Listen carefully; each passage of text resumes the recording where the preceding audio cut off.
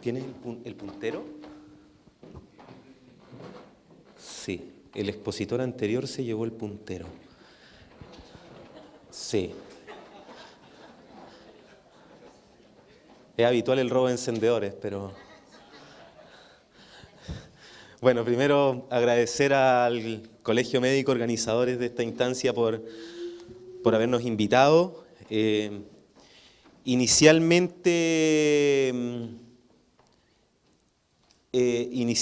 veníamos como público, hay que reconocerlo, hay que señalarlo.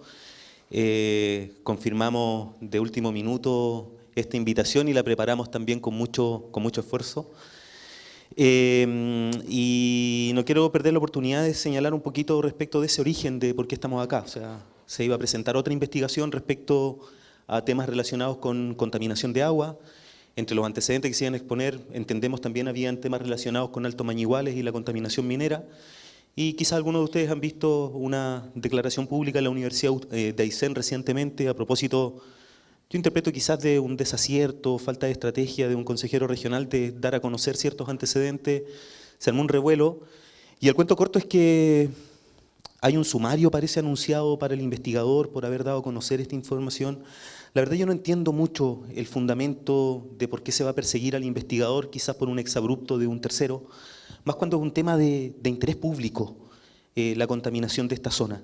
Me parece un poco mucho, pero no quiero hacer una crítica tan categórica a la universidad propiamente tal, porque desconozco quizás los antecedentes internos, contractuales, etcétera. Pero sí creo necesario hacer un punto desde la ciudadanía de que recientemente este gobierno firmó un convenio internacional que es el Acuerdo de Escazú, que promueve el acceso como derecho humano a la información ambiental, el acceso a la participación pública en materia ambiental, el acceso a la justicia. Y la verdad es que me parece que esta restricción, que ese investigador hoy día no esté aquí y que esa publicación eventualmente se ponga un poco en tela de juicio, atenta contra ese derecho, no del investigador, etcétera, sino contra ese derecho mío. Me siento un poquito agredido también. Porque nosotros llevamos por lo menos 10 años como organización hablando de este tema y una de las cosas que hemos echado de menos precisamente es investigación científica reciente. Y yo creo que aquí bastaba un poco como una aclaración del investigador de decir, mire, estos son antecedentes preliminares, es un esfuerzo de muestreo quizás un poco modesto, pero es una luz, es una alerta. Y yo creo que haciendo esas aclaraciones encuentro como un poco mucho esta persecución vía sumario inclusive que se pretende hacer. Pero bueno, el investigador no está acá y agradezco sobre todo a Alejandra habernos hecho la invitación para que este tema en particular, que iba a ser parte quizás de la conversación, no quede fuera de la mesa y podamos también tenerlo como información pública. Bueno, ahí está mi nombre, Erwin Sandoval, yo soy presidente de esta corporación privada para el desarrollo de Aysén, pero este tema lo trabajamos con distintas organizaciones a nivel local y también con gente que vive en el sector rural de Alto Mañiguales, en la comuna de Coyhaique, es en la capital regional. Una zona rural, pero es la capital regional de Aysén. Y me quiero concentrar, y está en el centro, en el tema riesgo. Y sobre todo porque, a propósito que se ha ido conociendo información en las últimas semanas, el día martes estuvimos en una presentación, ahí está Brian como investigador, dio a conocer algunos antecedentes, y una de las cosas que rápidamente comenzó a salir casi como una minuta, es el tema de, pero ojo que aquí no hay evidencia actualizada. Lo dijo también el representante de la Superintendencia del Medio Ambiente en esa reunión del día martes. Dice, mire, casi como justificándose no haber hecho mucho en 10 años, diciendo, mire, es que a nosotros no nos han hecho llegar información de contaminación actual. ¿Ya? Y yo creo que es una afirmación un tanto peligrosa desde el punto de vista de cuándo normativamente al menos se activa el deber del Estado de actuar. Entonces, el representante de la Superintendencia del Medio Ambiente en este caso pareciera decir, mire, tráigame la evidencia de que los derechos ya se están vulnerando, tráigame el número de cuánta gente está enferma ya con cáncer, tráigame el número de los campos que tan contaminados están hoy para que yo recién pueda actuar. Y lo que nosotros decimos desde el mundo ambiental, en esto, perdón, esto está, espérenme un poquito porque no estaba desde el inicio. Perdónenme un poquito. Después vamos a ver las imágenes, así que no se alarmen. Mauricio, no sé si la puedes poner desde la lámina 1, por favor. Tú me dices, ¿sí? Es que en la lámina 1, porque vuelvo varias veces a esa. Entonces, ahí sí. A ver. Y ahí sí. Y quiero partir con este tema del riesgo, porque aquí hay ciertos principios que derivan, digamos, desde la teoría de derechos humanos, y uno de los principios claves en materia ambiental es el principio precautorio, y que quizás a algunos de ustedes del área de salud les resulta muy, muy familiar. ¿Y qué dice la Declaración de Río, que es una declaración de 1992 en materia de medio ambiente, de desarrollo sustentable? Dice que con el fin de proteger el medio ambiente, los estados deberán aplicar ampliamente el criterio de precaución conforme a sus capacidades. Cuando haya peligro de daño grave o irreversible, la falta de certeza científica absoluta no deberá utilizarse como razón para postergar la acción.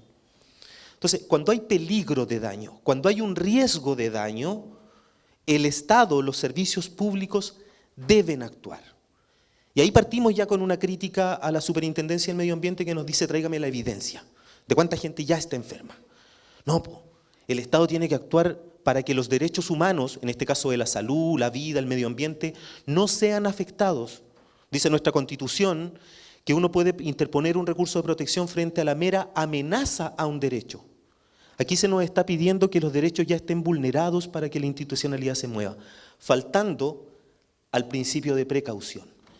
Y la verdad es que el riesgo existe, y existe por evidencia que hoy día es conocida por los propios servicios públicos. El riesgo es real, por lo tanto el Estado, que hoy día dice que no tiene información actualizada, debió haber actuado estos últimos 10 años, porque aquí se interpusieron sanciones en contra de los titulares de este proyecto, se constató contaminación grave.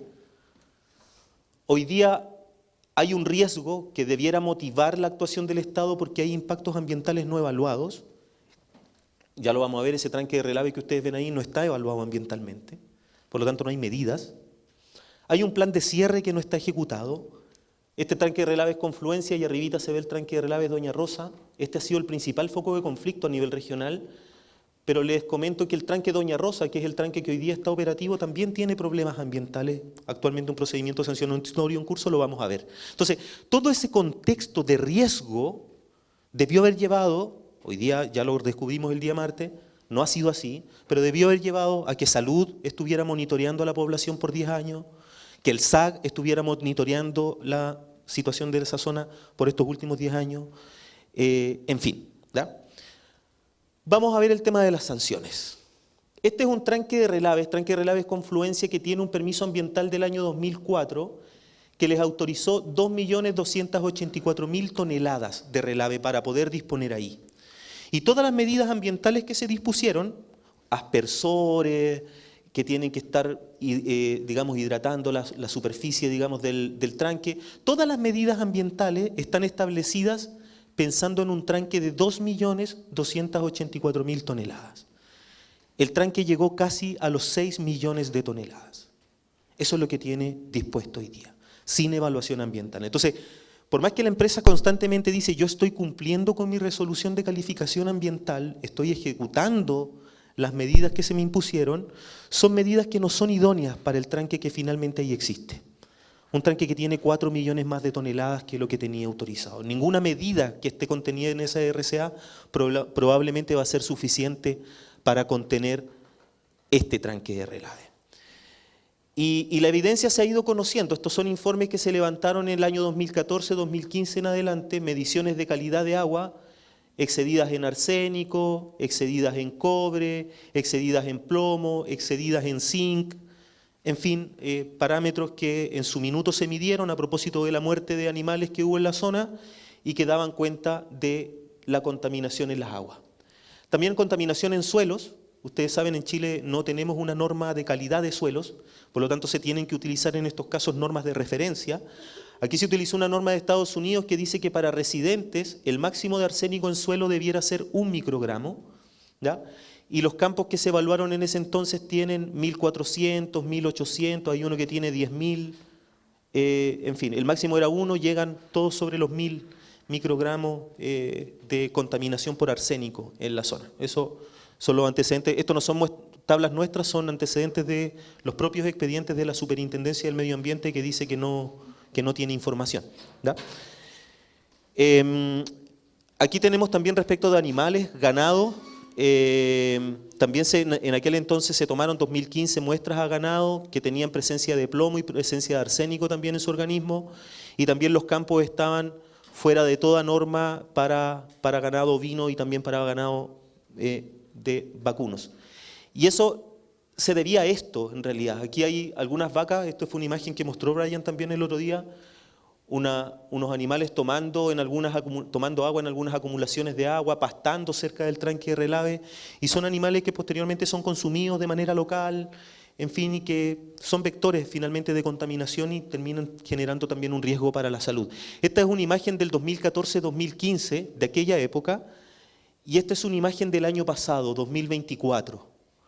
Este es un animal que murió, a este productor se le murieron 12 animales solo en el año 2024. Y este es el panorama. Ustedes pueden, no sé si la imagen se logra apreciar, pero la cantidad de quistes que tiene el animal desde la garganta hasta la zona del intestino. Y lo llamativo, decía el productor local, es que los depredadores no se lo comen. Cualquier otro animal, al par de días ya lo está atacando los zorros, lo están atacando otros depredadores.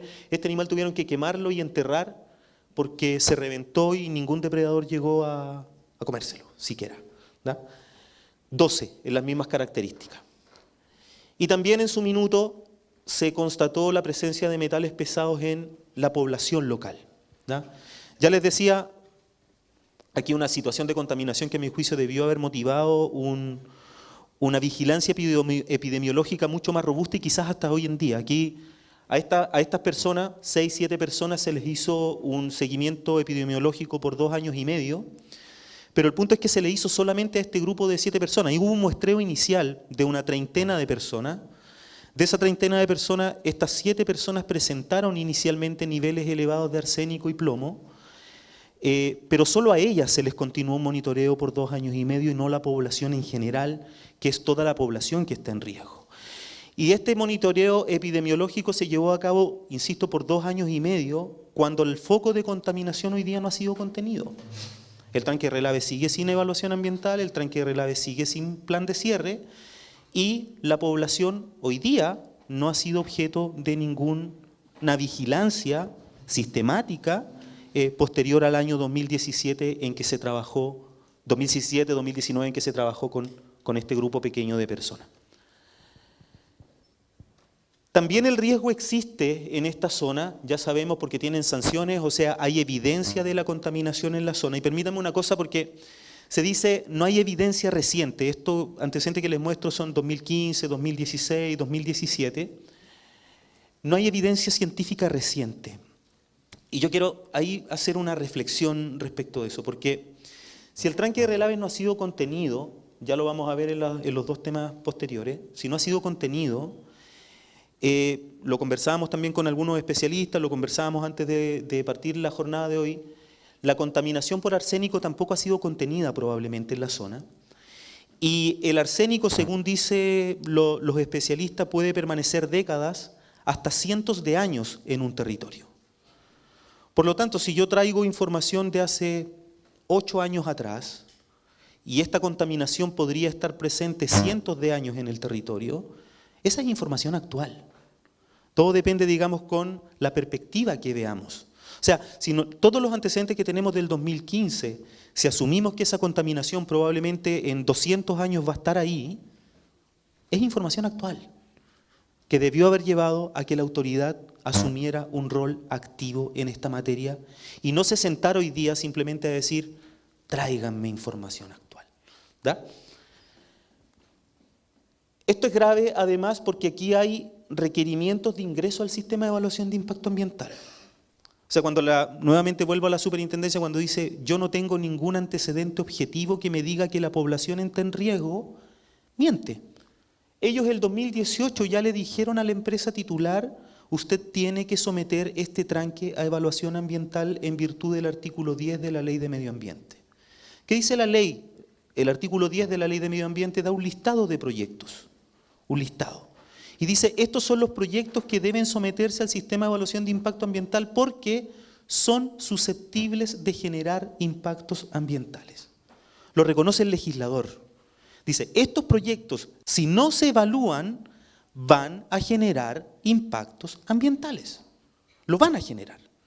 Y por lo tanto la conclusión es que si aquí se ejecutó un proyecto sin evaluación ambiental, lo más probable es que esos impactos que se tienen que prevenir a través del sistema de evaluación de impacto ambiental se están produciendo en el territorio. Y se están produciendo, pues si ya vieron los niveles de contaminación que pesquisó la propia autoridad. Pero la autoridad le dijo, esto es tan grave que usted tiene que someter su proyecto al sistema de evaluación de impacto ambiental. Eso lo hizo el 2018 con la anterior propietaria. El año 2020 hubo un cambio de propietaria y les reiteró la misma resolución. Les dice, Sociedad Pacífico del Sur, actual dueña, usted tiene que hacerse cargo de ingresar este proyecto al sistema de evaluación de impacto ambiental para adoptar medidas de mitigación, de reparación o de compensación por el impacto ambiental que ya generó. Esta resolución, la última, es del 2020, estamos a 2025 y todavía la empresa no ingresa al sistema de evaluación de impacto ambiental del proyecto. Y la superintendencia tiene facultades, lo dice su artículo 3 de su ley orgánica, cuando la superintendencia emite una resolución requiriendo el ingreso de un proyecto al sistema de evaluación de impacto ambiental y esa resolución no se cumple, la superintendencia puede sancionar al titular, iniciar un procedimiento sancionatorio para forzarlo a que cumpla. Aquí pasan años, ya vamos en 5 años, y esta resolución, y pese a toda la evidencia, no se cumple. No se le da la gravedad y la urgencia que esta materia tiene. Pero también hay riesgo, y se justifica que el Estado debiera actuar en esta materia porque hay un plan de cierre de este tranque de relaves que no ha sido ejecutado. Aquí hay una ley, la 20.551, si mal no recuerdo, que regula los cierres de instalaciones y faenas mineras, ¿ya? Y que toda faena minera tiene que tener este instrumento, que es un plan de cierre. De hecho, dice la ley que sin un plan de cierre autorizado, un proyecto minero no debiera operar, ¿ya? ¿Y qué es un plan de cierre? Dice el artículo 2 de esta ley, es un instrumento en el cual se definen medidas y acciones que tienen por objetivo la estabilidad físico-química del relave, pero tiene por objetivo además que no se afecte la salud de la población, que no se afecte la vida de la población, que no se afecte el medio ambiente y que tampoco se ponga en riesgo a la población, que no haya afectación a la seguridad de la zona. ¿Qué dice recientemente en un informe del 8 de abril del 2025 el Cernageomin? El plan de cierre de este tranque de relaves no está ejecutado. Se debió haber terminado de ejecutar al año 2021, 2022, no han hecho nada, absolutamente nada. Por lo tanto, si no se ha ejecutado el plan de cierre, que es el instrumento que tiene por objeto que se adopten medidas para no afectar el medio ambiente, la salud, la vida, ¿qué esperamos que esté ocurriendo en este territorio entonces? ¿Ya? ¿Qué más ha dicho Cernageomin respecto de este plan de cierre? Los planes de cierre tienen una vigencia de 5 años por ley. Al 5.º año tienen que someterse a una auditoría y dependiendo del resultado de esa auditoría tienen que actualizarse los planes de cierre. Cernageomin dijo el 8 de abril del 2025, la empresa desde el 2023 que debió haber actualizado este plan de cierre tampoco lo ha hecho. Por lo tanto, otro incumplimiento. La ley también se pone en aquel escenario en que una empresa, como ya ha ocurrido en otras veces, llega y diga, ¿sabe qué? Me sale más barato irme del territorio, dejar esto abandonado y me olvido. ¿Ya? La ley se pone en ese caso y obliga a las empresas que cuando presenta un plan de cierre, el plan de cierre aquí está aprobado desde el 2018, cuando presenta un plan de cierre lo tiene que valorar. El conjunto de medidas que yo voy a disponer me van a costar 1.000 millones. ¿Sí? Y la ley les obliga a que tienen que constituir ciertas garantías financieras. Cosa que si el titular se va, abandona este plan de cierre, o sea, esta faena minera, o si simplemente no ejecuta el plan de cierre, el Estado tenga la plata para ejecutar el plan de cierre. Ese es el objetivo de la garantía. ¿Qué dice Cernageomin? La empresa no ha constituido la garantía. Entonces tenemos empresa sancionada, impactos ambientales no evaluados, resolución incumplida desde el 2020, plan de cierre no ejecutado, no actualizado, garantías no constituidas. y el Estado dice, yo no sé nada.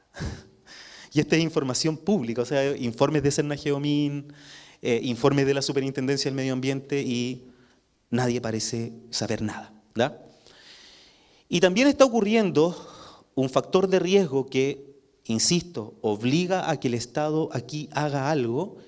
El hecho de que el otro tranque, el tranque que hoy día está vigente, que no es el tranque Confluencia, sino que es uno que está ahí arriba, que se llama tranque Doña Rosa, actualmente está siendo objeto de un procedimiento sancionatorio. Es aquel que está allá, aquí está toda la instalación de la faena. Es un procedimiento sancionatorio que se inició el 14 de diciembre del 2023 y cuya última actuación es del 4 de noviembre del 2024 y que más encima es una presentación nuestra.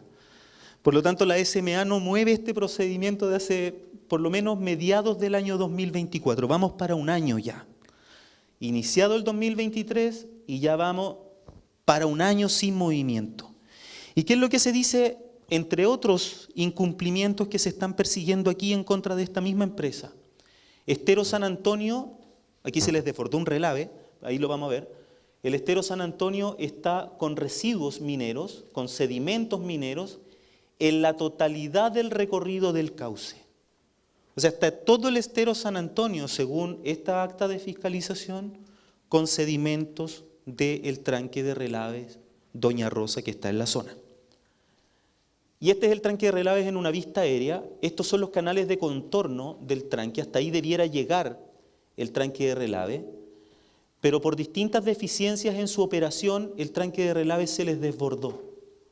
Y hoy día está abarcando una zona de un humedal y una zona boscosa. Aquí ha muerto harta biodiversidad y bosque, probablemente afectando napas subterráneas y también afectando los cursos de aguas superficiales que son de los cuales se abastece también la comunidad local y que vemos que el expositor anterior nos decía no tienen muchas competencias como para ver qué agua están consumiendo en este lugar.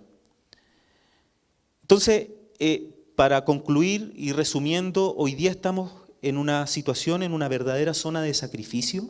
Esto se viene denunciando por lo menos los últimos 10 años. El Colegio Médico tuvo un rol importantísimo desde el año 2014 en adelante, con visitas inclusive del doctor Chernichin, mediciones que se hicieron aquí y el Colegio Médico denunció la presencia de metales pesados en su época. Y en este minuto vemos que se hace necesario que la institucionalidad pública se active. Hay un riesgo latente de afectación grave a la salud de la población, afectación al medio ambiente, y la verdad es que parece ser que no hay mucha voluntad para que esto avance. Aquí se necesita ciencia, se necesita mucha evidencia científica para poder hacer avanzar esto y ahí hay un desafío para quienes hacen ciencia, de quienes ustedes están aquí en el público. Más allá de las represalias, por eso es un mal precedente lo que está ocurriendo en la Universidad de Aysén, pero las organizaciones de la sociedad civil necesitamos de la ciencia. Nosotros en algún convenio que tuvimos con la Universidad de Aysén le planteábamos, ojalá se puedan hacer tesis de pregrado o en algún minuto de posgrado que sean direccionadas a problemáticas que se están viviendo ambientales en el territorio. No sé, una ingeniería forestal viendo qué está pasando con este derrame del relave Doña Rosa, por ejemplo, en esa zona boscosa. En fin, ¿qué está ocurriendo en el territorio? Pueden haber centros académicos que aporten, que hagan ciencia que sea incidente y que llegue a tiempo también a las organizaciones que estamos tratando de hacer algo para que estos problemas se solucionen. Se necesita ciencia, se necesita evidencia. Y ahí la verdad es que las instituciones académicas pueden cumplir un rol, así como el Colegio Médico pueden cumplir un rol muy, muy importante para la labor que ejercemos desde la sociedad civil. Los invito a informarse, tenemos nuestras redes sociales, informarse un poco más respecto de esto, las redes sociales de CODESA, las redes sociales de la Red de Protección y Defensa del Territorio Patagonia. Siempre estamos publicando lo que aquí sucede para que esto pueda avanzar y ojalá solucionarse para el beneficio de las 50 familias que están viendo afectados sus derechos humanos aquí en plena capital de la región de Aysén. Eso, muchas gracias.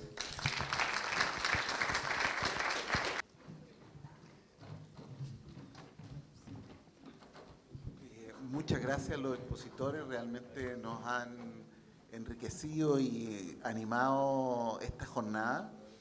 Yo quería plantearle a Erwin, primero que nos contaras un poco de qué faena se trata, qué proceso es, cómo se mueve eso, en qué estado está, y es posible que mañana nosotros fuéramos para allá. Eso yo creo que es importante. Ojalá en la tarde, tenemos la jornada en la mañana, nos parecería súper importante poder ir. En cuanto a lo que planteó Juan Pablo, yo creo que nosotros no hemos mirado agua, así que creo que deberíamos mantener una relación más regular con CR2, seguir, yo quedo ahí con los documentos, los vamos a revisar, nosotros tenemos la posibilidad de publicar, por ejemplo, en Cuadernos Médicos Sociales, comentarios del texto. Yo creo que tendríamos que comentar por lo menos este trabajo. Entonces, a lo mejor ahí podríamos nosotros preparar un resumen de la visión que ustedes tienen de agua y a lo mejor intercambiar con ustedes ese resumen para ver si es realmente apropiado. Y, por ejemplo, creo que sería súper interesante que nos permitieran compartir esas imágenes y publicarlas en Cuadernos Médicos Sociales, de manera que hubiera una vulgarización de este conocimiento, pero que está planteando una especificidad. Me parece a mí que es súper interesante lo que ustedes muestran de esta especificidad Pacífico y de esta misma problema de la sensibilidad que tienen nuestros ecosistemas o nuestros ciclos a esta condición oceánica. Eso. Yo también quiero agradecer las exposiciones, creo que fue muy interesante. Y dos preguntas puntuales, una a cada uno, a Erwin. Creo que hay una preocupación también cuando uno habla de los planes de cierre.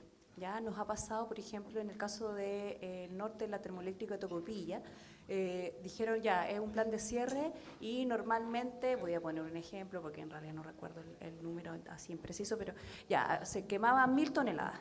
Y resulta que como plan de cierre, como esto cerraba, no sé, por el 31 de mayo, decidieron quemar 50.000 toneladas de una vez. ¿Ya? Entonces yo creo que también es importante que nosotros conozcamos si es que en el fondo de esos planes de cierre podría haber un impacto mayor o finalmente terminar siendo un mayor daño por hacer un plan mal hecho.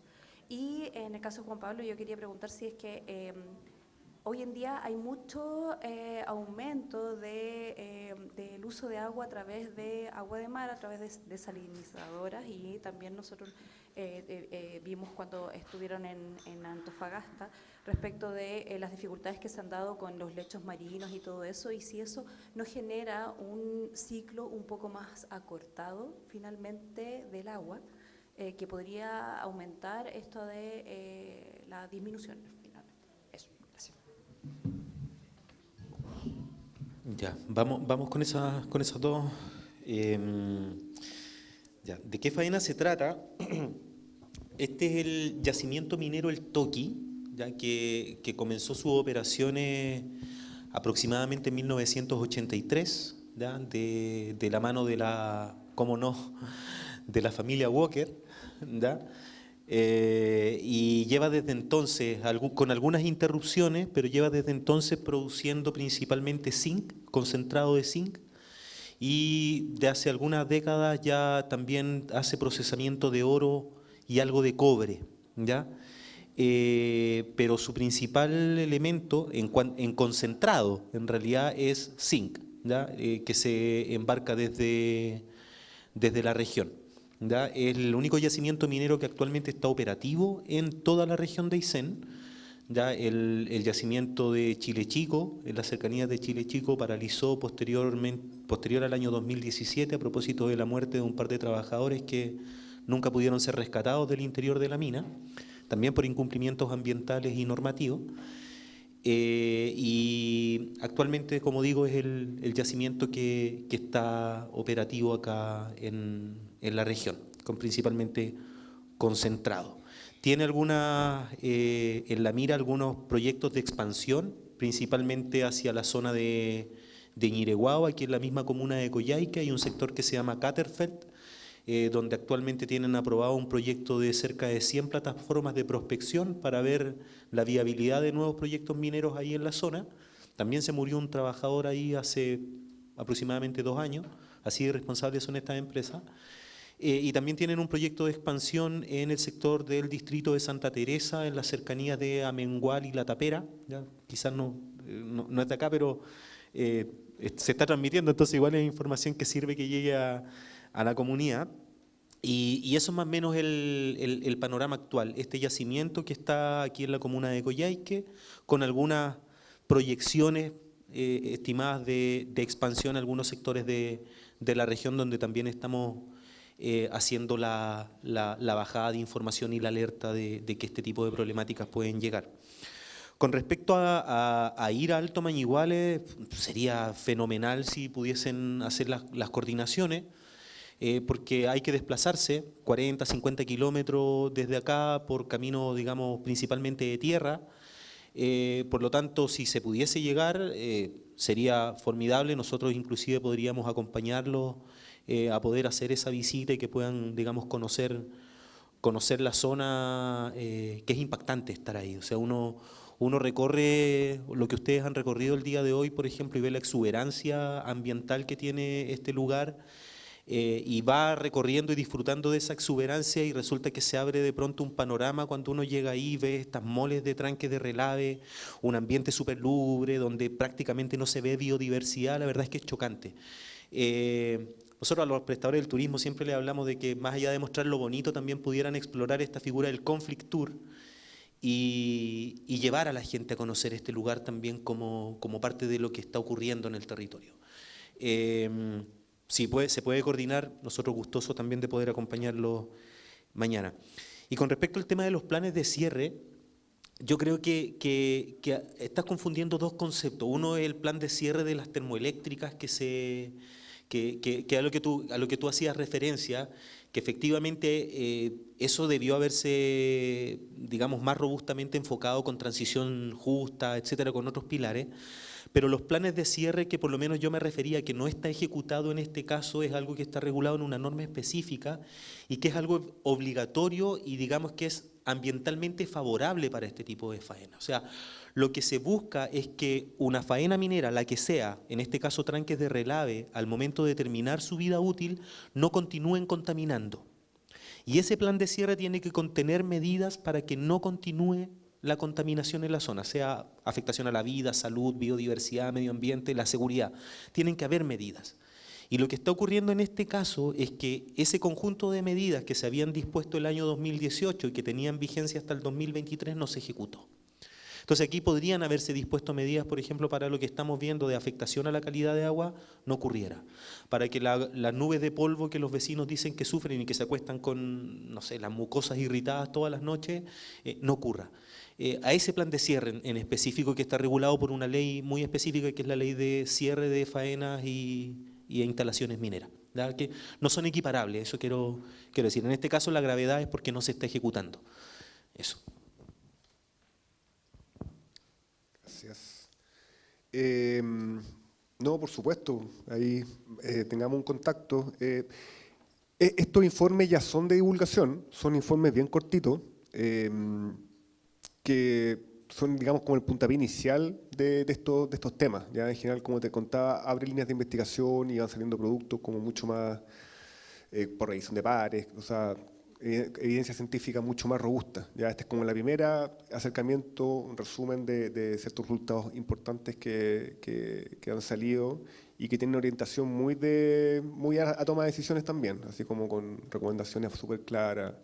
Pero así que no, por supuesto, se pueden usar esas figuras, por supuesto, con todas las referencias adecuadas. Y también lo otro que es importante es que hemos generado datos. ¿Ya? Por todo lo que les mostré, hay toda una producción de datos que estamos tratando de ponerlas en un formato súper amigable, ya están en repositorios disponibles. Estamos tratando de mejorar nuestras plataformas, servicios climáticos que permitan también a ustedes, si tienen trabajos asociados, acceder a información de forma muy fácil. ¿Ya? La desaladora, bueno, un gran tema, es algo que va a seguir muy fuerte, yo creo que es una solución en muchos casos, pero por supuesto que tiene costos económicos, energéticos y medioambientales que tienen que ser abordados. Necesitamos una normativa para eso, estamos todavía un poco en pañales, pero va creciendo súper rápido, ¿ya? Va creciendo súper rápido y es impresionante, claro, o sea, la industria que tiene tiene la capacidad de financiar esto. Actualmente las mineras del norte están, si no me equivoco, subiendo algo así como 2 metros cúbicos por segundo, ¿ya? Que les permite a ellos trabajar y dejar de sacar agua de los acuíferos. Entonces, bueno, lado positivo, pero bueno, por supuesto eso tiene otros costos en las costas, ¿ya? Donde están estas plantas desaladoras. Pero aún así, si recordamos un poco la figura que les mostré sobre un poco los volúmenes de uso de agua, la minera, por ejemplo, puede ser muy importante en un sector particular, pero esto está dominado principalmente por el uso de la tierra, ¿ya? Y digamos la agricultura, de alguna manera, tiene subvencionada el agua, ¿ya? Entonces es muy difícil, si uno pone a hacer cálculos sencillos de servilleta, y es un poco lo que hemos hecho con estos datos, ya que permiten hacer eso con un cálculo rápido. Por ejemplo, para la zona de Aconcagua uno puede hacer el ejercicio de decir, a ver, si nosotros contra un objetivo de reducir el estrés hídrico a un cierto número moderado, 50, 40%, ¿cómo puede llegar a eso? ¿Ya? Uno puede llegar a eso reduciendo los usos, por supuesto, o aumentando la disponibilidad, ¿ya? Y aumentar la disponibilidad significa aumentarla artificialmente. Y conocemos básicamente 2 formas de hacerlo. Uno por trasvase de agua. Bueno, el camión aljibe de alguna manera lo hace si es que está sacando agua de otro lado. Bueno, la carretera hídrica como es una forma de trasvase. Existen trasvases en muchos lugares también. O desalación, ¿ya? Esa es la tercera fuente que nombraban por ahí también, ¿ya? Pero si uno se pone a calcular con costos bajísimos, por ejemplo, de desalación, pensando en una economía de escala hacia el futuro, no da por ningún lado, es un número muy grande el agua que se necesita para la agricultura y el agua que se está usando actualmente en muchas cuencas, ¿ya? Así que yo creo que la solución sí o sí va a ser probablemente algo mixto, pero sí o sí conlleva, y nosotros estamos empezando a hablar de eso, de mitigación de usos, ¿ya? Porque siempre sale la adaptación, porque uno piensa, pucha, el cambio climático, la sequía, hay que adaptarse, ¿ya? Pero para mí esto es un problema de mitigación, ¿ya? Puesto que en buena parte de la contribución de este problema tiene que ver con una acción nuestra local, que es usar más agua de la que tenemos disponible, ¿ya? Y esto está mirado de distintos ámbitos, también en el informe hay todo un capítulo sobre caudal ecológico, la normativa del caudal ecológico, está muy relacionado este término de estrés hídrico con caudal ecológico, así que se lo pueden mirar ahí. Pero como te digo, claro, si uno es bien pragmático pensando que van a haber todos los resguardos ecológicos para una desalación de gran escala, aún así económicamente no va por ningún lado.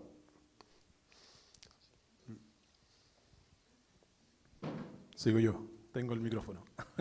Por acá. Hola, buenas noches, soy Carlos Mendoza. Muchas gracias al Colegio Médico por este espacio y muchas gracias por las presentaciones. La verdad tengo 2 preguntas también un poco para Erwin. Siguiendo la contingencia que hemos podido seguir acá en los medios, yo trabajo en una fundación de conservación aquí en la región. Felizmente me escapé de la zona central a ir a la Patagonia, en un proyecto hermoso. Y también, bueno, hemos seguido la contingencia y entender un poco ¿cuál crees tú que son los pasos que vienen ahora? ¿Cierto? Ya hemos visto esta presentación de Brian acá en la región, hemos visto cómo lo que ustedes están haciendo, la minería está acá instalada. Bueno, ¿qué esperamos entonces hoy día? ¿Qué esperamos desde la autoridad? ¿Qué esperamos, cierto, desde la sociedad civil también? Quizás desde el tercer sector, ¿no es cierto? Donde estamos las fundaciones. ¿Cómo vamos encontrando también los caminos en la Patagonia? De repente uno siente que hay cosas que están muy polarizadas y de repente cómo las destrabamos para que estas cosas empecemos a conversar y no estemos siempre como en la lucha de las trincheras, ¿cierto? Siempre yo me formé en el tema ambiental, entonces siempre hemos visto esto desde ese lugar, ¿ya? No sé, quiero un poco conocer tu opinión respecto a eso. Y para Juan Pablo, bueno, también una reflexión un poco y hacer la pregunta a la Patagonia. O sea, yo trabajé por más de 15 años en glaciología, hice mi doctorado en eso, entonces me escapé a trabajar en conservación porque también cuando uno ve los crudos datos, bueno, la incertidumbre que mencionas tú, estadística, se traspasa a la ecoansiedad que ahora hay, ¿no es cierto? Y que es un tema de salud mental. Ya el otro día leí un artículo en el diario El País que hablaba un poco de eso, cómo reflexionar respecto a cómo los jóvenes hoy día sienten la ecoansiedad y ya no quieren salir. O sea, después de la pandemia se ven presos por el potencial de los datos.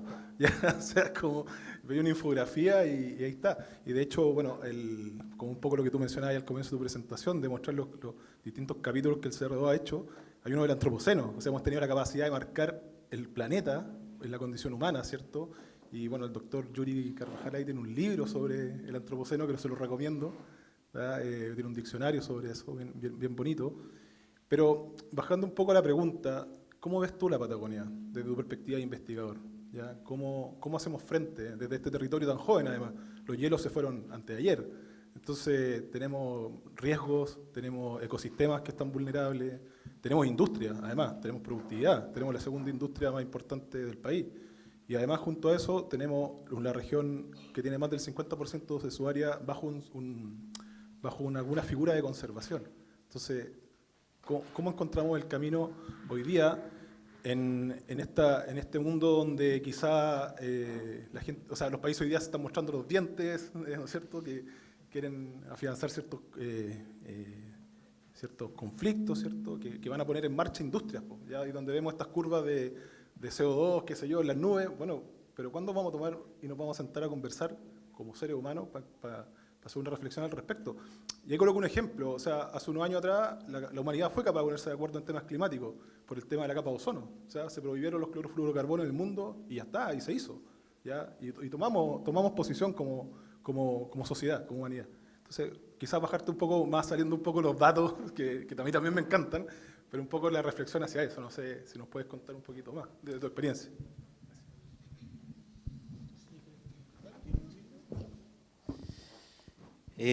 Gracias, Carlos. Santa Teresa, no nos olvidemos del humedal en Santa Teresa. Pasos que se vienen ahora, ya lo decía un poco en la presentación, es muy necesario como paso inmediato y urgente generar presión a la Superintendencia del Medio Ambiente para que haga cumplir las obligaciones que están incumplidas a la empresa. O sea, hoy día, lo que decía antes, hay una resolución del 2020 que le dice a la empresa: usted tiene que evaluar los impactos ambientales de ese tranque de relave. Y esa evaluación no es simplemente para hacer el listado de impactos, si es para que se dispongan medidas, pues si eso es una evaluación ambiental. Medidas de mitigación, medidas de reparación, y los que no sea reparable, compensarlo ambientalmente, ¿da?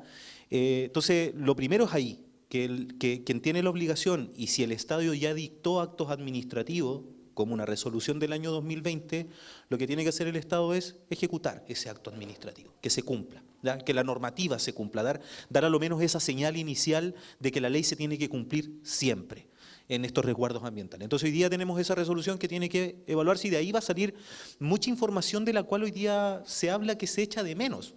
No hay evidencia actualizada respecto a esto. Bueno, que la empresa evalúe ambientalmente, que identifique los impactos y que diga, bueno, esta es la línea de base de la zona hoy. Ahí vamos a sacar información.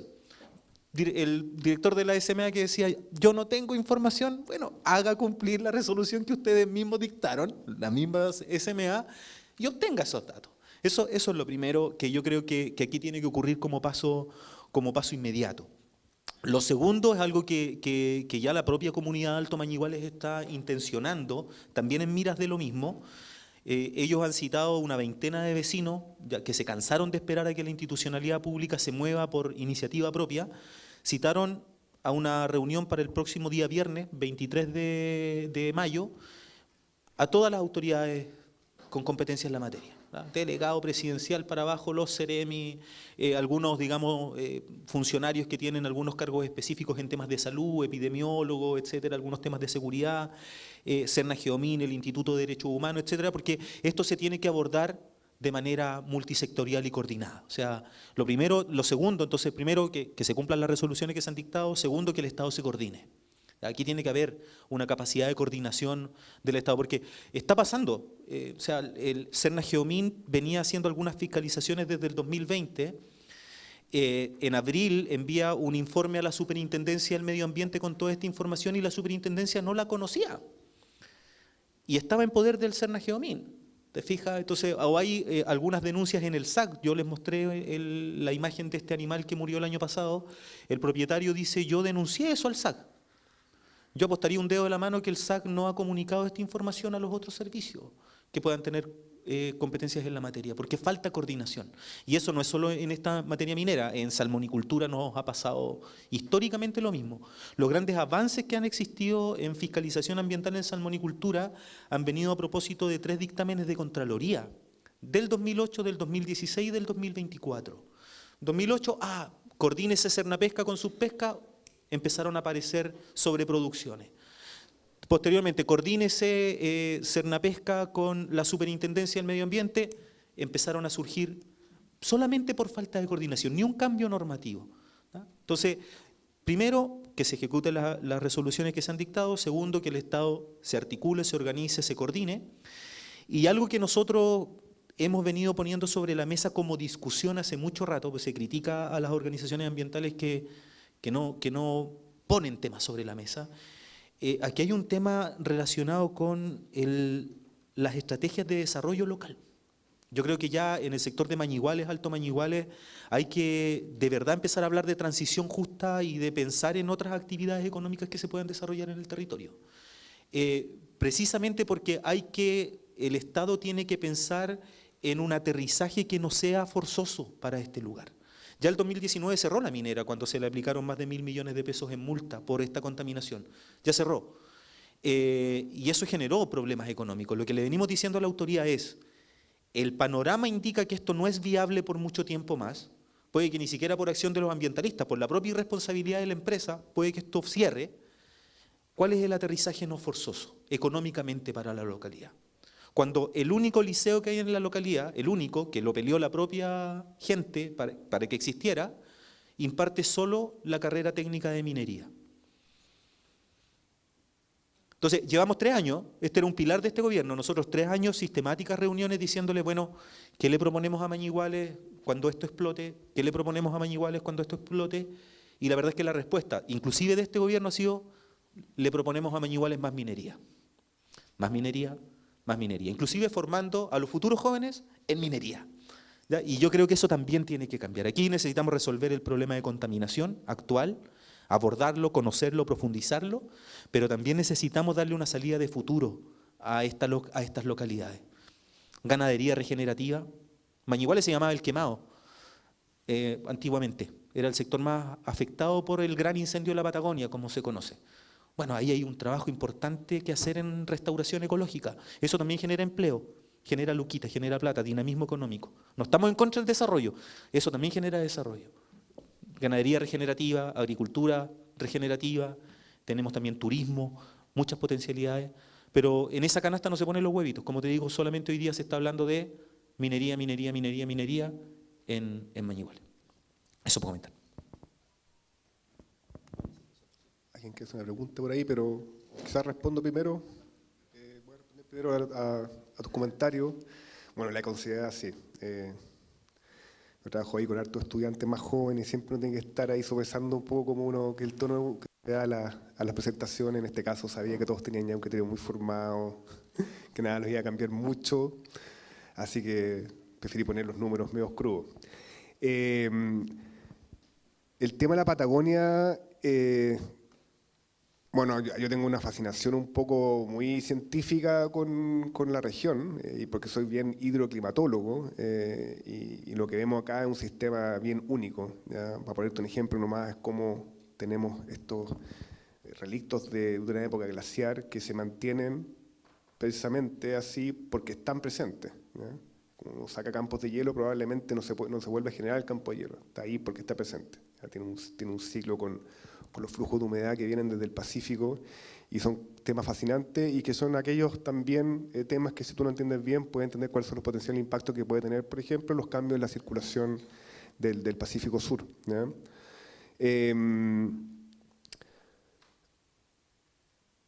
Claro, muchas veces también es como uno tiene una mirada muy de primer orden, es como, oye, aquí sobra agua, ¿ya? Yo siempre encuentro muy reducida ese argumento, puesto que en general todos los sistemas están digamos, se diseñaron, digamos, en ese régimen, ¿ya? Dos ejemplos muy concretos, bueno, por supuesto, los glaciares. Otro también que está emergiendo muy fuertemente es el florecimiento de algas nocivas, ¿ya? Las señales de cambio climático que nosotros observamos históricamente en Chile, no por modelo, ya observaciones directas, estadísticamente como las más potentes son los cambios de verano en la zona sur. La tendencia seca de verano en la zona sur, ¿ya? Esa es muy fuerte y eso se da por porque digamos, tenemos dos forzantes globales que están actuando en el mismo sentido. Uno es el aumento de gases de efecto invernadero y otro fue la tendencia durante varias décadas de la destrucción del ozono estratosférico, que produce una señal muy importante de clima en verano austral, ¿ya? Y eso tiene un impacto muy grande en las FAN, o sea, muy grande, pero con una incertidumbre muy grande también, ¿ya? Porque es muy complicado ese sistema. Pero claro, la provisión de agua dulce en los fiordos, la radiación influyen en fuerte medida. Así que ahí tenemos como pequeños estadísticos cambios en el régimen de precipitación, por ejemplo, de Patagonia, pueden tener impactos mayores, ¿ya? Con impacto después ya en humanos muy importantes, ¿ya? Viendo el vaso un poco medio lleno, tú nombraste precisamente el Acuerdo de Montreal. Igual hay que reconocer de que tenemos gobernanza climática. Uno puede estar más o menos de acuerdo, pero la tenemos, ¿ya? Por supuesto son acuerdos más débiles como el de Montreal, porque bueno, era más fácil abordar ese problema, ¿ya? Este es tremendamente difícil, ¿ya? Y el Acuerdo de París tiene sus debilidades por lo mismo, pero es un acuerdo, ¿ya? Que tiene cosas potentes, como por ejemplo que las partes siempre tienen que estar mejorando sus metas, ¿ya? Y la proyección que se hace ya con las políticas que están funcionando son mejores que el escenario base que teníamos hace unos años, ¿ya? Entonces, nos gusta o no, tenemos una gobernanza global y también tenemos una gobernanza local en Chile, ¿ya? También uno reclama, pero bueno, tenemos una ley de cambio climático en Chile y que en muchos sentidos es bastante única. Y está el compromiso de la carbono neutralidad ahí. Ahora, de nuevo, la carbono neutralidad para nosotros, digamos, no tiene mucho impacto, ¿ya? Pero tiene impactos que son más indirectos, ¿ya? Si hacemos bien las cosas en Chile, probablemente eso va a permear para otros lados, ¿ya? Así que eso es importante. Yo creo que en general es muy importante no politizar la acción climática. Eso vemos que está jugando en contra en todos lados, ¿ya? Entonces tiene que ser transversal y hasta ahora en Chile se mantiene transversal, ¿ya? Eso lo sabemos por encuestas, ¿ya? O sea, en Chile tenemos un alto grado de reconocimiento del cambio climático y de los impactos del cambio climático a todo nivel, ¿ya? Así que es muy importante, yo creo, de que de repente no politizar esa discusión, entendiendo que a veces es inevitable, ¿ya? Y ahí tenemos desafíos muy grandes, porque de nuevo, nosotros podemos tener, de hecho, Chile se puede proyectar en esta acción climática orientado únicamente a la mitigación de emisiones netas. Claro, puede tener cosas muy en contra, ¿ya? Porque puede ser un camino económico para Chile. Estoy pensando en la producción energética, principalmente, ¿ya? Yo creo que todos están más o menos al día con el último proyecto que se ingresó en Magallanes, al CIA. Son cosas de una magnitud impresionante, ¿ya? Que tiene, claro, que prende muchas alarmas por muchos lados, ¿ya? Así que yo creo que ahí tenemos que, claro, actuar súper bien, ¿ya? Tenemos que cuidar mucho lo que hemos construido en los últimos años. Nosotros hemos trabajado con gobiernos de distintos signos, hemos estado muy metidos ahí, tenemos un grupo muy importante de observación de las políticas climáticas en Chile. Y claro, uno quiere que las cosas avancen más rápido a veces, pero si uno amanece optimista, igual le hemos hecho cosas. Y tenemos que cuidarlos. Por acá. Muchas gracias. Yo soy Belén Rodríguez, del Colegio Médico de la Araucanía. Muchas gracias por sus presentaciones. Yo tengo una pregunta para el doctor Boissier. Nos ha tocado participar como colegio médico en algunos planes de acción comunal climática y vemos que esos planes se están actualizando y el tema de la seguridad hídrica, acceso al agua, está entre esos planes. Nosotros como médicos, ¿cierto? Colegio médico, tenemos una visión y yo creo que la compartimos y por eso están ustedes en este seminario del concepto de una salud, en el fondo la salud del agua, la salud del ambiente, la salud humana, etcétera, está muy interrelacionada. Quiero saber y quisiera creer que los datos que nos compartiste están llegando también a los ministerios, ¿cierto? Y a las personas que están relacionadas con la salud. Y quiero hacer esa pregunta, ¿cómo están trabajando actualmente? Si esta información está llegando a los planes de acción climática y cuál es tu visión respecto a esta como mancomunidad que se genere entre, ojalá, los ministerios de salud, de ambiente, de transporte, ¿cierto? Yo creo que aquí son áreas que no se pueden dividir o fraccionar. Sí, no, eso es un tema que nosotros, que es digamos, una acción muy concreta con la cual podemos aportar. Y sí, lo hacemos, queremos hacerlo más, a veces faltan recursos para eso. Ahí tenemos una disyuntiva a veces con que nosotros en tantos centros de investigación muchas veces estamos en la frontera de metodología y creación de información, ¿ya? Pero siempre hemos entendido que en un momento eso como que tiene que pasar a otro lado, ¿verdad? Cuando ya es operativo, ¿te fijas? Y eso todavía cuesta mucho, ¿ya? Eso todavía cuesta mucho. Ahí tenemos una dificultad, ¿ya? El acceso a datos de los servicios públicos, ¿ya? Tenemos buenas observaciones en Chile de los servicios, sobre todo de la DGA, pero el acceso está muy limitado y ahí tenemos como una piedra de tope. Entonces también cuando introducimos nuevas tecnologías, estoy pensando en datos, por ejemplo, el que producimos nosotros son datos que están disponibles para todo el territorio, con mayor o menor incertidumbre, pero es una información que es tremendamente útil, que se puede llegar y utilizar. Es difícil que esa información traspase, digamos, al servicio público y que en el fondo hagan esa pega, que se supone que no nos corresponde a nosotros. Pero entonces ahí estamos un poco definiendo en el sentido y estamos cada vez más convencidos que no, ya hay que hacerlo igual, digamos, hay que hacer servicio climático. Y sí, se utilizan, ¿ya? De hecho, yo diría que el instrumento más importante en todos estos planes es el ARCLIM. No sé si han escuchado hablar. El ARCLIM es el Atlas de Riesgo Climático, que tiene cadenas de impacto, que se usan, que es muy útil también para las comunas, para, digamos, priorizar algunos riesgos, pero también tiene estos mapas de amenaza, ¿ya? Y estos mapas de amenaza lo que tienen por detrás son un poco los mismos datos que mostré acá, ¿ya? Esta es una versión más nueva, no sé, pero es un poco está en la misma línea.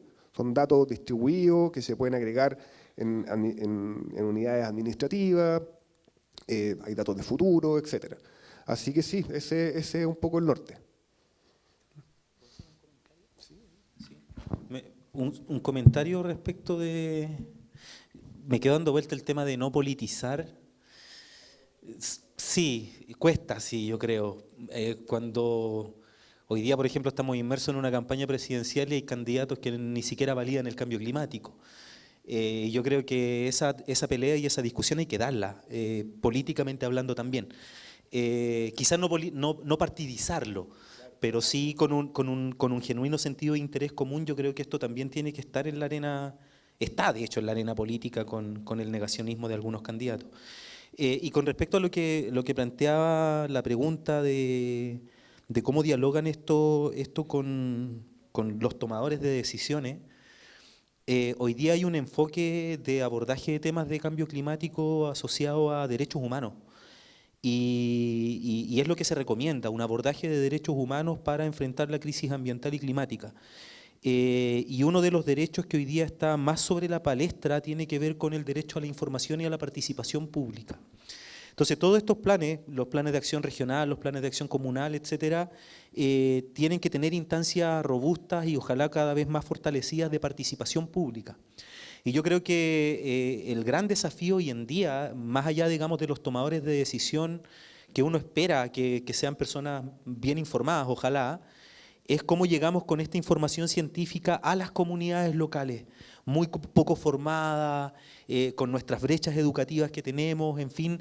Y yo creo que ahí hay un desafío quizás aún más titánico que llegar al tomador, comillas, de decisión, que es a las comunidades locales. Y nos pasa con la minería. Porque uno habla con temas relacionados con cambio climático y minería, por ejemplo, y son los propios trabajadores, las propias comunidades locales los que a veces te dicen, mira, pero pucha, es que me está dando trabajo, entendamos estos puntos. Bueno, hay que llegar a la conversación porque muchas veces son brechas de información lo que al final están generando estas discusiones de carácter local. Y se pueden solucionar bajando información y no solo pensando en llegar al tomador de decisión, sino cómo generamos capas sociales que al final validen constantemente estos incrementos de los desafíos climáticos. Eso como reflexión. Hola, por acá. Soy Felipe Enrique, soy médico veterinario, agricultor, ganadero. También trabajador del mundo forestal. Tengo una empresa que presta servicios de reforestación. Y hago los juguitos de manzana que están en la mesa también, comprando manzana a los agricultores. Oye, yo tengo dos preguntas. Una para el doctor Boissier, me imagino que se pronuncia así, ¿cierto? ¿Boissier? ¿No? ¿Cómo sea? ¿Cuál es la posición de CR2 con respecto al manejo de los recursos hídricos para poder asegurar en el futuro, con estos déficits y con estos estrés hídricos que presentaste, ¿cierto? La producción de alimentos. En un contexto en que vemos que la permisología en Chile pone serias dificultades a cualquier proyecto que se quiera hacer, por ejemplo, un embalse. Esa es la pregunta para ustedes, ¿cuál es la posición de CR2? Y a Ervin, bueno, yo sigo a Ervin, valoro el trabajo que hacen porque creo que presionan a las instituciones públicas a que hagan la pega. Evidentemente lo que está pasando en Alto Mañigual y probablemente en otros lugares tiene una responsabilidad mixta entre la negligencia del Estado y la irresponsabilidad de las empresas, ¿cierto? Pero cuando ustedes hacen las propuestas, pareciera muy simple. O sea, hacemos agricultura regenerativa, ganadería regenerativa. No está dentro de las ideas de los grupos ambientalistas, activistas, empezar a validar modelos de desarrollo en la práctica, porque yo he estado en Alto Mañiguales, por ejemplo, varias veces, y no sé si sea tan fácil como hacer eso como es fácil decirlo. Entonces, pienso que a lo mejor hay que empezar a mostrar modelos para que la gente los siga, porque ideas puede dar cualquiera. Si la cosa es hacerlas, es llevarlas al plano de lo real. Ahí están esos jugos son manzanas que he comprado en 6 comunas de la región de Aysén, están con carbono neutralidad porque las hago con energía solar, activan circuitos comerciales, no fue fácil hacerlo, pero está validado. Entonces yo creo que hay un desafío que es empezar a validar modelos de desarrollo, más allá de comentarlos y sugerirlos, o sea, empezar a pasar del dicho al hecho. Vamos a pasar todas las últimas palabras. Magda parece que tiene una palabra, Alejandra y yo, bueno, y entonces y dos, y yo, y ustedes y cerramos. Sí, yo quiero felicitar a los dos expositores que están presentes ahí por tocar temas importantes, ¿no? Importantes. El agua es vida, ¿no? Y la seguridad hídrica que tenemos que tener frente al cambio climático es muy importante. Entonces, ¿qué pasa? ¿Qué pasa con el agua? ¿Qué pasa con el agua? Por ejemplo, Chile es un país minero, ¿cierto? Por excelencia minero, vive de la minería. Y se está priorizando el agua para la minería. Entonces se está, digo yo, porque ¿qué pasa en las zonas altas donde están las mineras? No solamente las contamina, sino que usan el agua excesivamente, por más que ahora están usando el agua de mar o están reusando aguas.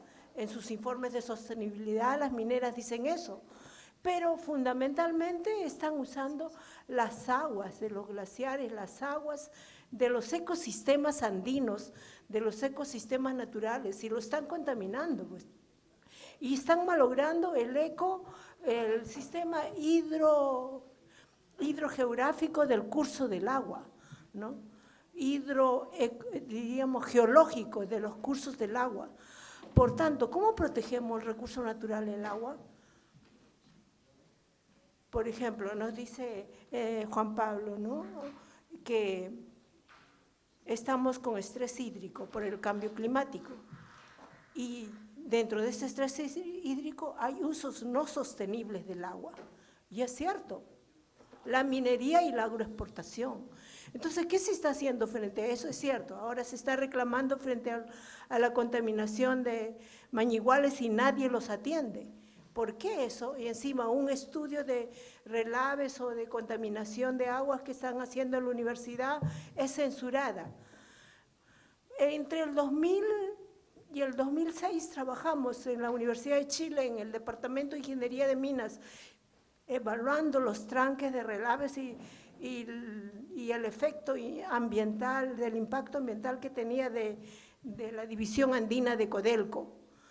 Y esas publicaciones lo hicimos con apoyo de no solamente la Universidad de Serna Jaumín, ¿no? Y sirvió para mejorar los tranques de relaves y para motivar a mejorar la tecnología de disposición de relaves que ahora se está haciendo al seco, con 40%, con menos uso de agua, con reuso de las aguas que se saca de los relaves y no almacenándolos como el tranque de Santa Rosa o el tranque que ahora lo quieren cerrar y que está 3 veces lleno para el cual se diseñó. Todo eso son riesgos. Entonces ya es hora, creo, de actuar no solamente a nivel de la ciencia, sino de transmitir esto a todas las instancias de gobierno y de población para que se pueda encontrar soluciones y hacer cosas, como se está pidiendo acá, ¿no? Es mucho lo que está, y muy bueno lo que está avanzando en el CR2 en la Universidad de Chile.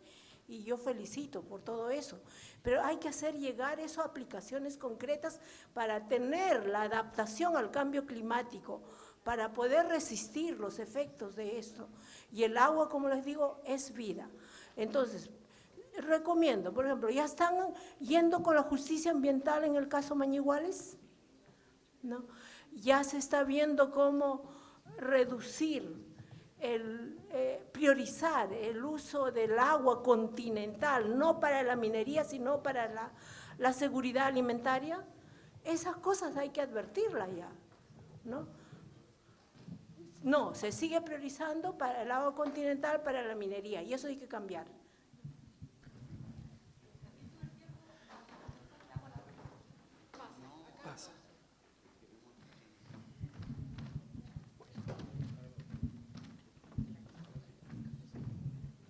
Gracias.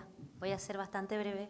Tenía más preguntas, pero a la que genera quizá más impacto en las personas que estamos acá es para Juan Pablo. Mi nombre es Natalia, yo vivo en Magallanes y en Magallanes actualmente hay bastante incertidumbre respecto a la industria del hidrógeno verde, que también aporta, últimamente ha estado desalinizando el agua, el medio de transporte, el hidrógeno basado en amoníaco es un problema y actualmente hay varios proyectos que están parados pero que eventualmente van a reactivarse en la industria. Dados los gráficos que tú mostraste de aumento de las cifras de CO2, la carbono neutralidad como bastante utópica y señalaste 4 etapas en cual la última era remover CO2. ¿Tú crees que el hidrógeno verde pueda aportar a mitigar? ¿Qué opinas de la industria? ¿Es una energía renovable propiamente tal o también genera impacto su industrialización y masificación?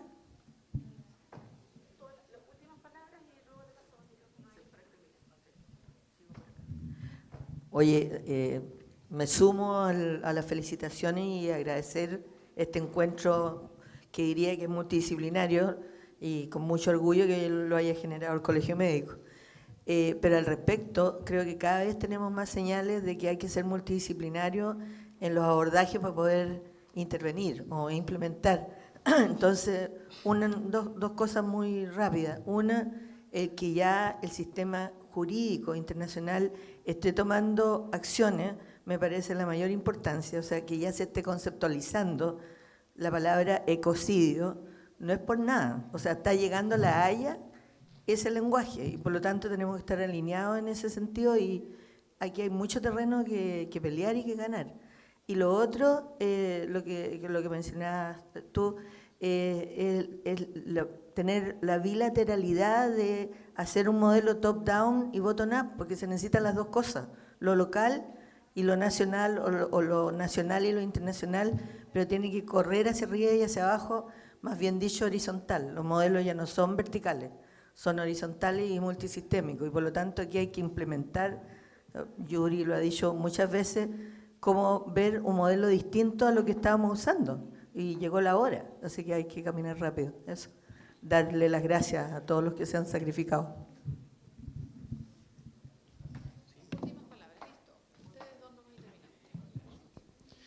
Ya. Voy a partir por la última pregunta, quizás porque lo que planteaba Felipe quizás que sea más largo, pero respecto de acceso a la justicia, lo que planteaba usted, sí, es hacia dónde está caminando el tema. Esto que está ocurriendo en sede administrativa hoy en día, efectivamente también son pasos de acceso hacia la justicia, ¿da? Y probablemente, lo conversábamos el otro día en la sesión del martes en el Consejo Regional de Aysén, donde se expusieron antecedentes respecto de esta materia, probablemente la acción que esté más a la mano hoy día a propósito de las características del caso sea un eventual recurso de protección. Nosotros sabemos que el Instituto Nacional de Derechos Humanos, que tiene competencias en la materia, por lo menos este caso desde el 2016, lo tiene calificado como un conflicto de derechos humanos, y en ese entendido nosotros sabemos que el Instituto por lo menos ha estado haciendo seguimiento a esta materia.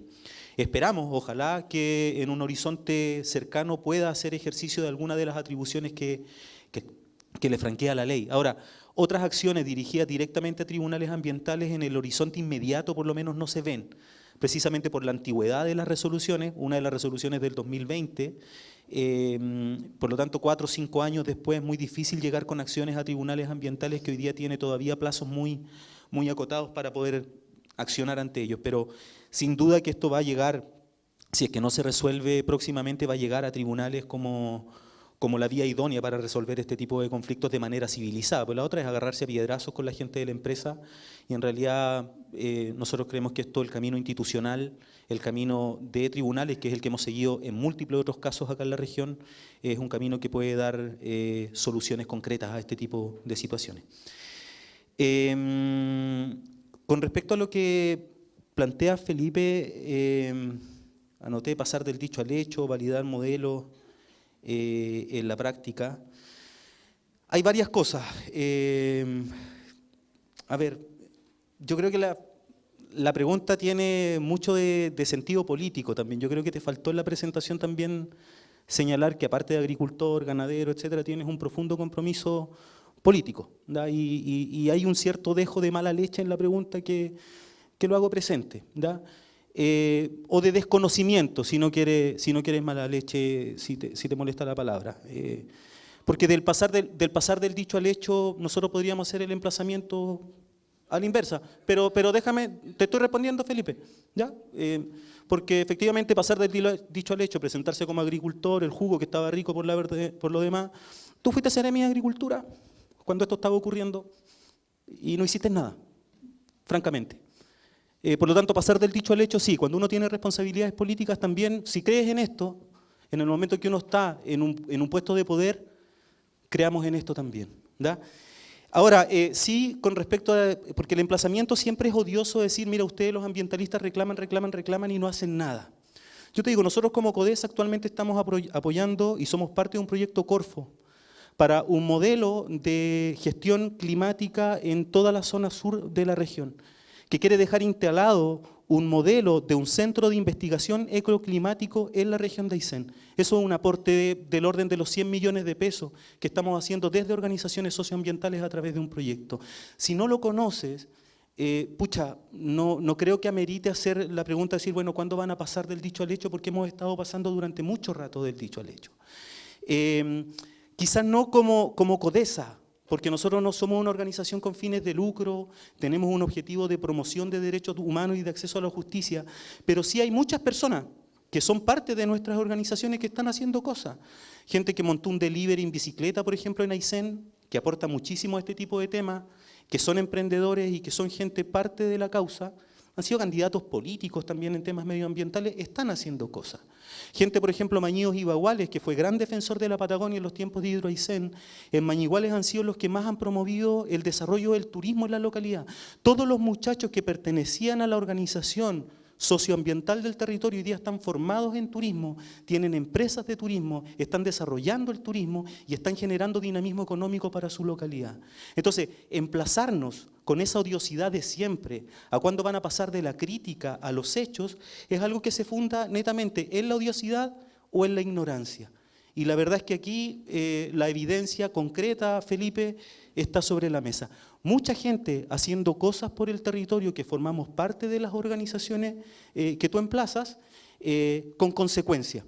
Yo te invito a que la próxima vez que estés en cargo de poder, seas también consecuente, Felipe. Gracias.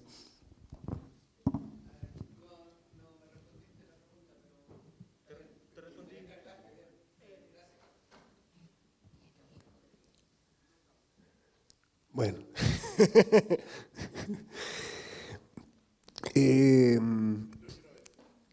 Sí, no, solamente igual decir rápido nomás que el CR2 como centro de investigación, algo así como una posición frente a una industria. No, lo que hacemos principalmente es hacer recomendaciones y poner evidencia sobre la mesa. Eso es lo que hacemos, ¿ya? Para ponerte un ejemplo, quizás un poco relacionado con lo que tú decías, una cosa que quizás la nombré un poco la pasada, es que nosotros con los modelos que tenemos o que estamos desarrollando, y bueno, mucha gente también lo ha dicho antes, por supuesto, nos damos cuenta que en buena parte del país la industria forestal produce un uso consultivo de agua, ¿ya? En su acepción física, ¿ya? No normativa, importante, ¿ya? En otros lugares menos, hay una cierta incertidumbre, pero efectivamente hay un uso consultivo de agua. Y eso no está normado.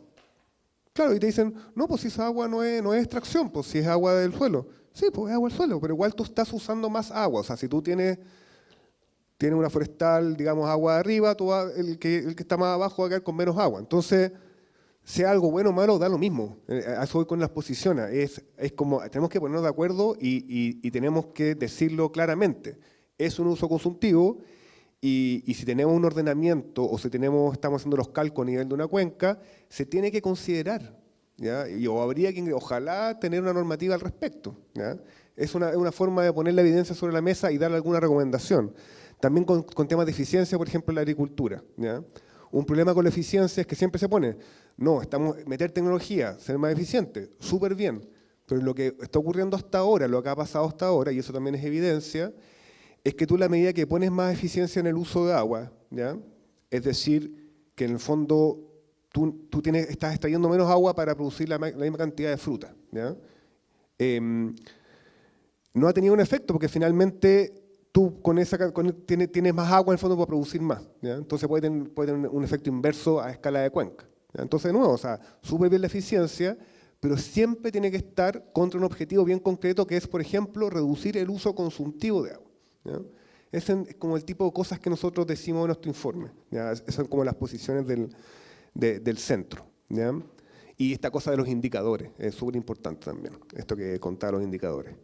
A ver, tengo un popurrí de cosas acá. Y subrayé acá como plan de ordenamiento territorial. Esa es una recomendación súper importante, ¿ya? Casi todos los problemas medioambientales que tenemos en Chile pueden terminar ahí, ¿ya? No sé, este proyecto, por ejemplo, que se está poniendo al lado de estos observatorios astronómicos, únicos en el mundo, es un problema de ordenamiento territorial. De haberse puesto de acuerdo antes, oye, acá esta cuestión no se toca porque tenemos esta otra cosa que es más importante, ¿ya? Lo mismo con muchas otras cosas. Somos súper débiles ahí. Y es muy complicado, eso bueno, lo hemos conversado con nuestros colegas Leguleyo. Es una herencia histórica, ¿ya? Tenemos planes de ordenamiento muy, muy débiles, ¿ya? Muy, muy débiles. Y voy a terminar con el hidrógeno verde. ¿Es realmente verde? Todas estas cosas son como, ya, pues, ¿de dónde los mires? De partida siempre hay que entender de que cualquier cosa tiene un impacto medioambiental. Siempre, ¿ya? Entonces siempre es un balance. Aunque no nos gusten a veces los términos económicos, es un balance. O sea, uno va a estar dispuesto a tener un impacto en la medida que tus beneficios, no sé, apellido, lo que sea, ¿ya? Y tenemos que ponernos de acuerdo con esa ecuación nomás. Pero por supuesto que es verde en el sentido del balance de carbono, ¿ya? Es energía, o sea, la energía es un vector energético, ¿ya? Uno está extrayendo energía de recursos renovables, ¿ya? Viento, solar, y esa energía, en vez de usarla inmediatamente, que es complejo eso, se almacena. ¿Ya? Hay una forma de almacenarla en enlaces químicos. Y el problema del hidrógeno es que, claro, es muy difícil moverlo, así que esta industria del hidrógeno verde en Magallanes, claro, tiene una complejidad gigantesca. ¿Ya? Le lleva agua, desalación para esa agua. Las plantas de generación de energía, en ese caso eólica, 5 gigawatts, gigantesco, el puro proyecto que se ingresó hace un par de semanas, y la producción de amoníaco y el puerto para exportar. ¿Ya? Yo no te puedo decir mucho más de eso porque es un problema tan grande, tan importante a escala nacional, que claro, o sea, te podría decir después de un estudio interdisciplinar sobre el tema, ¿ya? No te puedo decir mucho más, solo que tenemos que discutirlo seriamente, ¿ya? No de plano decir, oye, no, porque es como decir, te doy un puro ejemplo, otro día alguien así muy concretamente dijo, esto es terrible, y la superficie que utiliza la generadora es equivalente como a 4 veces la superficie de Punta Arenas. Ya, sí, o sea, el número sorprende, pero la superficie de las forestales son 1000 veces la de Punta Arenas. Y ahí están. Y uno puede no estar de acuerdo, pero bueno, son realidades. Y probablemente esta es una realidad que va a venir en algún grado, se va a instalar. Y es muy importante que yo creo que el Estado sea muy activo ahí para que los costos medioambientales sean menores y para que el beneficio también para Chile sea mejor. Hay que entender también que esto no tiene nada que ver con la carbono neutralidad de Chile. Esto es producción energética. Es como la nueva minería, si uno quiere. Ahora, el problema que tiene que es como minería de energía para vender al mundo. O sea, el que sea renovable es un problema, ¿ya? Porque no tenemos royalty. Entonces no tenemos los beneficios económicos, va a haber que inventar algo para que sea competitivo por un lado, para que tenga menos costos medioambientales por otro y para que nos convenga. ¿Ya? Ese es el problema, esa es la discusión, creo yo.